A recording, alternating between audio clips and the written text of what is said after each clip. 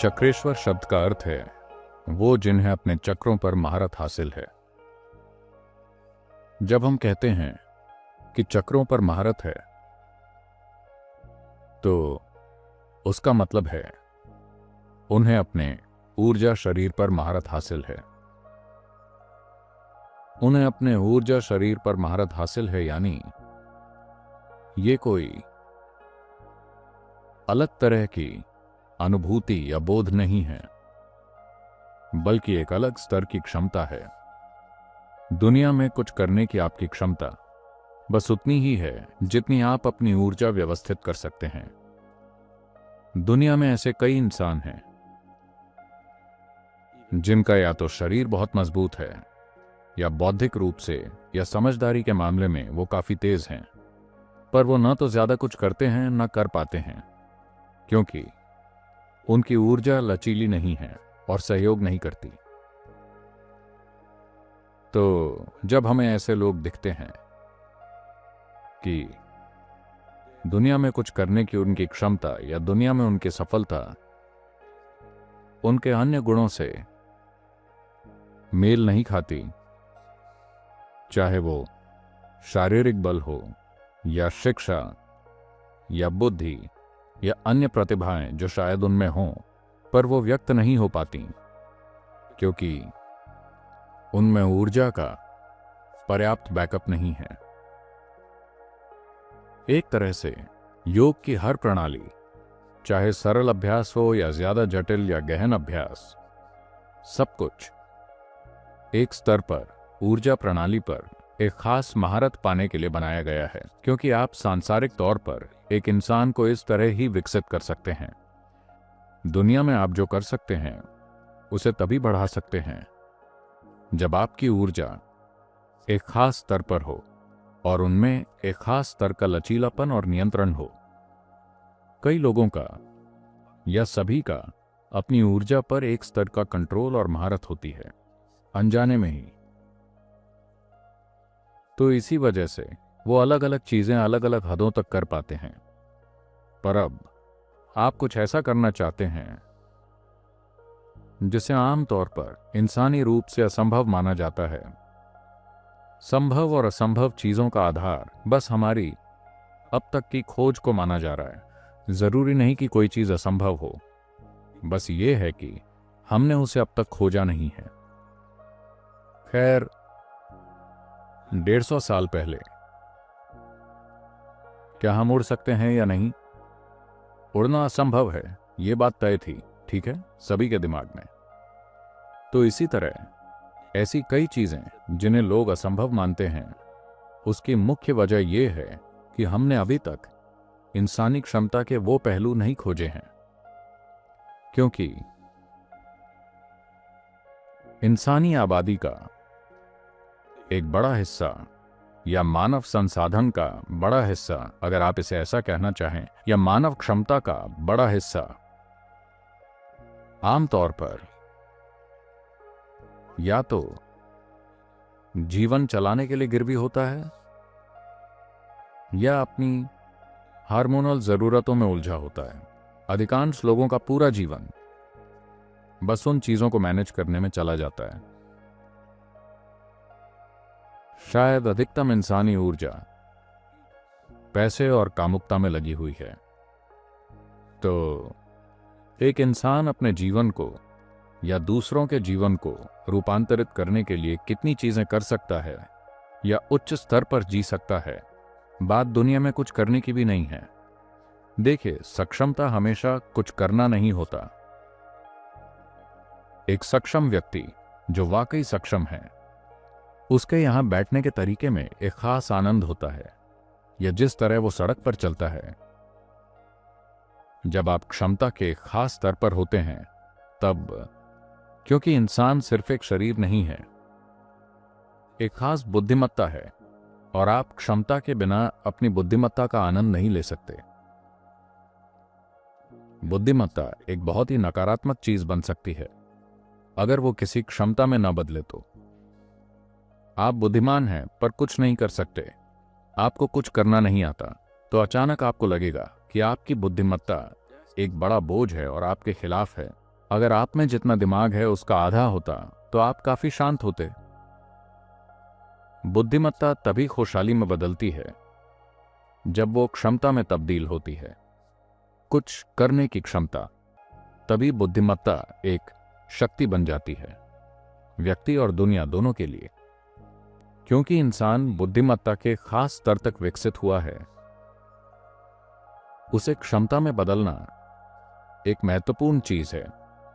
चाहे वो भौतिक दुनिया में हो या आध्यात्मिक खोज में, वो जो कुछ भी करता है उसे अपनी बुद्धिमत्ता को क्षमता में बदलना होगा,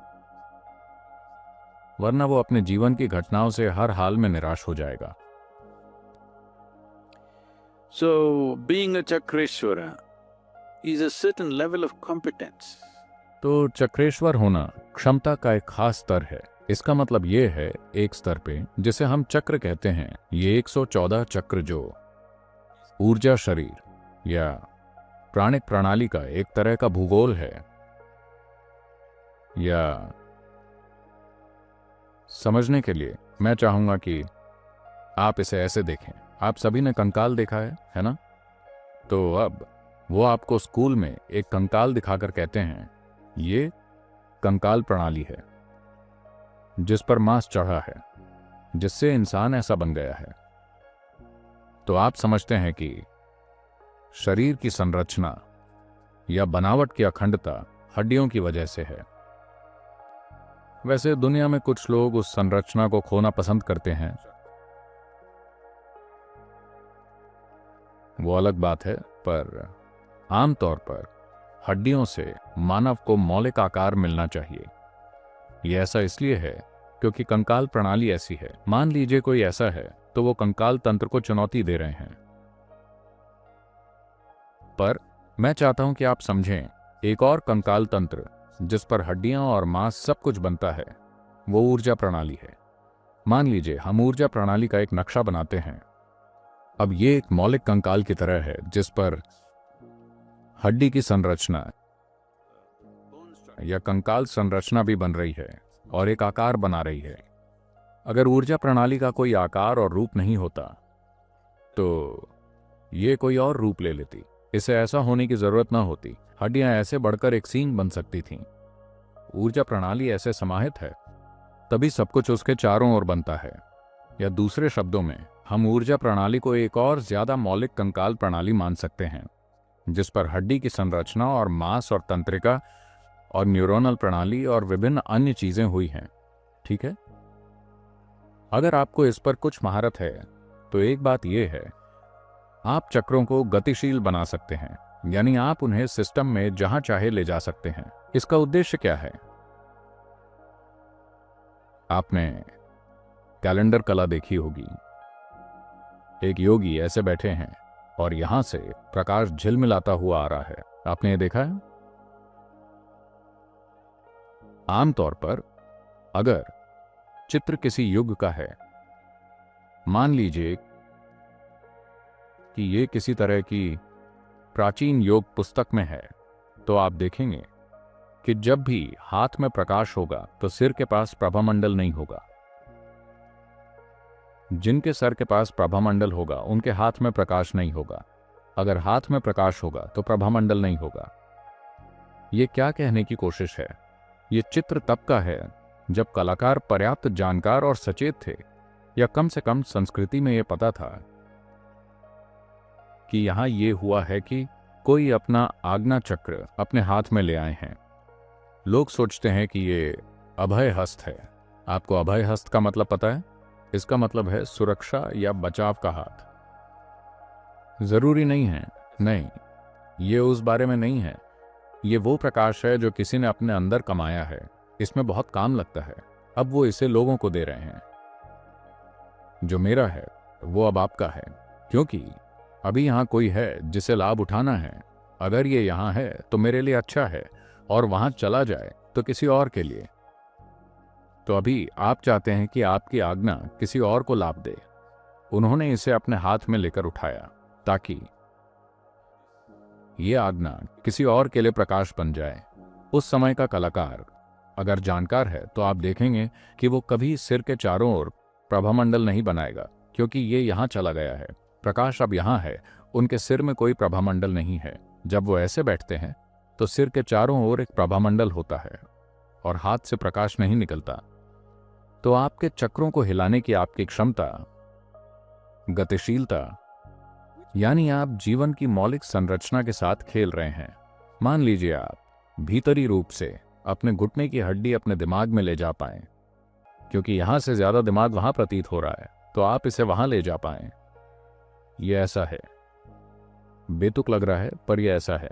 आप वाकई अलग अलग क्षेत्रों में जा रहे हैं, बस इस उद्देश्य के लिए नहीं, कई अन्य चीजों के लिए। क्योंकि जब आप कुछ चीजें करना चाहते हैं तो आपकी ऊर्जा में यह क्षमता होनी चाहिए। आज्ञा यहां है, चाहे वो कितनी भी शक्तिशाली क्यों ना हो। कुछ चीजें वो नहीं कर सकता। अगर मैं इसे अपने हाथ में, पेट में या कहीं और ले जा सकूं तो कोई खास काम करने के लिए वो सबसे ज्यादा अनुकूल होगा। तो उस गतिशीलता या स्वतंत्रता का होना एक तरह से जैसा सृष्टि ने आपको बनाया है, उस संरचना को पूरा बदल देना, उस तरीके को बदलने के लिए जिस भी तरीके से सृष्टि ने हमें बनाया है उसे बदलना, उसकी मौलिक बनावट को बिल्कुल फिर से गूंथना, जैसे मिट्टी से एक बर्तन बनाकर उसके रूप लेने के बाद अब बर्तन को अजला बनाना, क्योंकि अजला बनाकर आप उससे कोई भी आकार बना पाए। आपने बर्तन बनाया था पर अब एक बच्चा आया है तो आप एक गुड़िया बनाना चाहते हैं, तो बर्तन को अजला बनाकर उससे फिर से मिट्टी और उससे गुड़िया बनाते हैं जिसके साथ बच्चा खेल सकता है। वहां पहुंचने और फिर से यहां वापस आने के लिए एक खास महारत जरूरी है।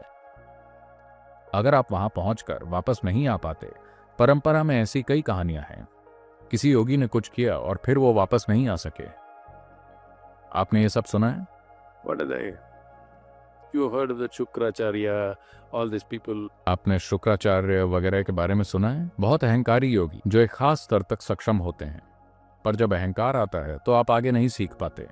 तो आप कुछ सीखकर उसे दुनिया को दिखाना चाहते हैं, क्योंकि यह आपको शक्ति देता है, पर कुछ बदल कर आप उसे पहले जैसा नहीं कर पाते, आप वहीं अटक जाते हैं। ऐसी कई कहानियां हैं जिनमें विश्वामित्र भी शामिल हैं। इन लोगों की ऐसी कहानियां हैं, उन्होंने कुछ किया पर उसे पहले जैसा नहीं कर पाए, क्योंकि वो उसे बदल नहीं पाए। और इन चीजों को करने की मौलिक क्षमता इसलिए आई है क्योंकि उन्हें मूल जीवन निर्माण ऊर्जाओं पर महारत है, जो हमारी अपनी ऊर्जा प्रणाली है। So Chakreshwara means somebody who has control over that. तो चक्रेश्वर यानी वो व्यक्ति जिसका इस पर नियंत्रण है, क्योंकि इसके बिना कुछ चीजें नहीं की जा सकती। या आप खुद को कुछ करने के लिए तैयार कर रहे हैं, तो आप चाहते हैं आपकी ऊर्जाएं विशेष रूप से कुछ चक्र एक खास तरह से हों। और अगर आप एक खास तरह का काम करते हैं तो आपकी साधना का ये हिस्सा खुद के लिए परेशानी पैदा कर सकता है। ये शायद आपके लिए मददगार ना हो। तो मान लीजिए अभी मैं देवी प्रतिष्ठा कर रहा हूं। वाकई हम कर भी रहे हैं, हम देवी प्रतिष्ठा कर रहे हैं। इस शरीर की स्त्री प्रकृति का पहलू मैंने कहीं और रख दिया है, अभी वो यहां नहीं है। पता नहीं आपने मुझ में अंतर देखा है या नहीं। मैं अभी सामान्य से थोड़ा अलग हूं।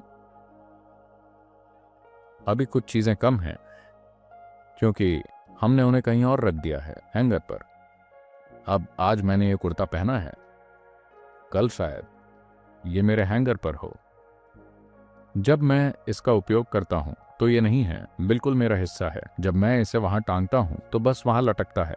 तो आप कुछ चीजें जिन्हें आपने एक विशिष्ट उद्देश्य के लिए तैयार किया है, आप नहीं चाहते कि वो कई चीजों में शामिल हों,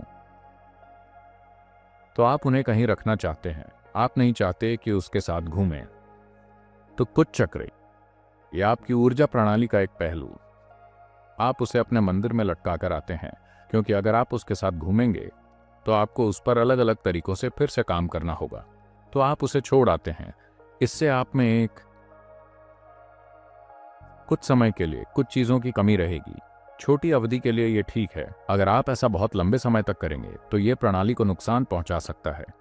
पर आप उसे कुछ समय तक लटकाते हैं क्योंकि आप हर चीज पर फिर से काम नहीं करना चाहते क्योंकि उसमें बहुत ज्यादा समय लगेगा। ऐसी और भी कई चीजें हैं। आप शरीर के एक हिस्से में घूम सकते हैं, ऊर्जा शरीर के, क्योंकि आप इसे संरक्षण और एक विशेष उपयोग के लिए एक जगह पर रख सकते हैं। अब अगर लोग इस मंदिर में आते हैं जहां ऐसा शरीर या शरीर का एक हिस्सा लटका हुआ है, तो उनका अनुभव उससे बिल्कुल अलग होता है जो उन्हें पहले वहां हुआ होगा। वो बस मंदिर की ऊर्जा वगैरह नहीं है, ये बिल्कुल अलग है, क्योंकि शरीर का एक हिस्सा वहां है और ये बहुत अलग है, बिल्कुल अलग ही। क्योंकि देखिए, अभी हर इंसान में कई गुण होते हैं, वो सभी एक तरह से संतुलित होते हैं। अगर उनमें से कोई एक गुण बहुत बढ़ जाए या अगर हम अन्य गुण हटाकर बस आपका एक गुण रखें, तो अचानक आप देखेंगे कि ये एक बहुत ही बढ़ा चढ़ा गुण होगा। ये एक तरह से, क्या कहें, ये एक तरह से ढका हुआ या एक तरह से संतुलित है, क्योंकि कई अन्य गुण हैं। अगर आप में एक अजीब गुण है तो ये एक तरह से संतुलित होता है। मान लीजिए हम अन्य सभी गुणों को सुलाकर बस इसे छोड़ दें, तो अचानक आप देखेंगे कि ये एक चीज अलग ही दिशा में पागल हो रही है। ये बहुत शक्तिशाली हो जाएगी, बस इसलिए कि आपने और सब शांत कर दिया है। तो जब आप इसे बाहर निकालकर वहां रखते हैं, तो वो गुण अन्य सभी गुणों से स्वतंत्र होता है जो उसे सामान्य रूप से संतुलित करते हैं। अचानक वो गुण बहुत बड़ा चढ़ा लगता है, जो एक प्रकार से काम के लिए बहुत अच्छा रहता है। तो एक चक्रेश्वर इस पर काम करता है। अगर उसका दुनिया के साथ काम करने और कुछ बनाने का इरादा है तो। So Sadguru Sri Brahma worked on it and when things did not happen, तो सद्गुरु श्री ब्रह्मा ने इस पर काम किया, और जब चीजें नहीं हुई, क्योंकि उन्हें लगा सब कुछ ठीक है और ये निश्चित रूप से होगा, पर वैसा नहीं हुआ। उन्हें विश्वास नहीं हुआ कि वो नहीं हो रहा है। चीजें सहयोग नहीं कर रही थीं। उनमें कोई सामाजिक कौशल नहीं था। उन्होंने कभी नहीं सोचा कि सामाजिक कौशल जरूरी है। उन्हें लगा कि उनके पास गुरु की कृपा है और ऊर्जा है और उन्हें महारत प्राप्त है, इसे होना ही है। उन्हें इसमें कोई संदेह नहीं था। लेकिन वो अज्ञानता की शक्ति को नहीं समझे। अज्ञानता इस धरती पर एक जबरदस्त शक्ति है। ये कोई सरल शक्ति नहीं है। इसे कभी कम मत आंकिए। अपने अंदर और अपने आसपास ये एक जबरदस्त शक्ति है। दुनिया में बहुत सी चीजें अज्ञानता की शक्ति से होती हैं, ज्ञान या बुद्धि या कुछ और की शक्ति से नहीं। अज्ञानता एक जबरदस्त शक्ति है। तो उन्होंने अज्ञानता की शक्ति को कम आंका। वो अज्ञानता से अनजान थे। उन्हें लगा उनका ज्ञान, उनकी शक्ति और उनके गुरु की कृपा सब कुछ कर देगी, और ऐसा नहीं हुआ। तो उन्होंने सोचा, शायद मैं सक्षम नहीं हूं, कहीं मैंने ये क्षमता खो दी है क्या। तो शरीर छोड़ते वक्त वो एक तरह से खुद की जांच कर रहे थे। तो उन्होंने एक अभूतपूर्व चीज की, जो असाधारण और दुर्लभ है। दुर्लभ यानी बहुत ही दुर्लभ, कि उन्होंने अपने 7 चक्रों से शरीर छोड़ा। वो एक साथ सभी 7 चक्रों से बाहर निकले।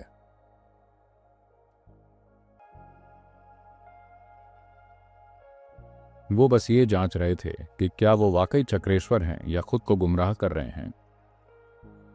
ये उनके लिए ये जानने की अंतिम परख थी कि मुझ में क्षमता है या नहीं।